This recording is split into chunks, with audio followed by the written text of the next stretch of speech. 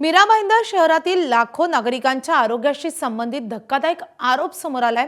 महापालिकेच्या पाणीपुरवठा विभागात पिण्याच्या पाण्याच्या शुद्धीकरणासाठी वापरल्या जाणाऱ्या सोडियम हायपोक्लोराइट या रसायनाचा पुरवठा करणाऱ्या ठेकेदाराने मुदतबाह्य केमिकलचा वापर केल्याचा आरोप काँग्रेसचे गटनेते तथा नगरसेवक जय ठाकूर यांनी केलाय।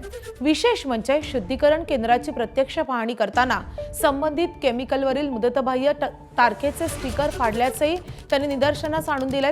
या संपूर्ण प्रकरणात संबंधित ठेकेदार आणि अधिकाऱ्यांची जबाबदारी निश्चित करून स्वतंत्र वैज्ञानिक तपासणी करावी अशी मागणी काँग्रेसने केली आहे। दरम्यान आरोप सिद्ध झाल्यास संबंधित ठेकेदाराचे कंत्राट रद्द करणं, जबाबदार अधिकाऱ्यांवर कारवाई करणं आणि आवश्यक ती कायदेशीर पावलं उचलण्यात येतील असे संकेत स्थायी समितीने दिले।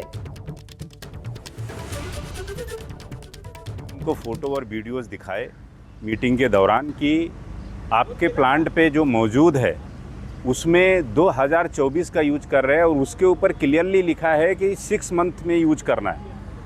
तो शहर की जनता के जीवन से इतना बड़ा खिलवाड़, पानी जैसी मूलभूत सुविधा के साथ इतना बड़ा खिलवाड़, इतनी बड़ी लापरवाही। फिर उन्होंने सारे केन यहाँ से हटा दिए, 5-6 केन रखे हैं, उसमें से भी जो उसके ऊपर लेबल रखा था, लगा था, उस लेबल को ये इस तरीके से फाड़ते हैं। अभी भी देखिए इसमें 2024 डेट दिख रहा है। मीरा भाईंदर महापालिकेमध्ये भ्रष्टाचाराचा कहर आहे हे सगळ्यांना माहिती आहे, पण आज मीरा भाईंदर महापालिकेचे अधिकारी लोकांच्या जीवाशी कसे खेळत आहेत याचं एक उदाहरण आम्हाला मिळालेलं आहे। आज या ठिकाणी क्लोरीन डोजिंगचं काम होतं, सोडियम हायपोक्लोराइटचं डोजिंग होतं पाण्याचा फ्लो बरोबर।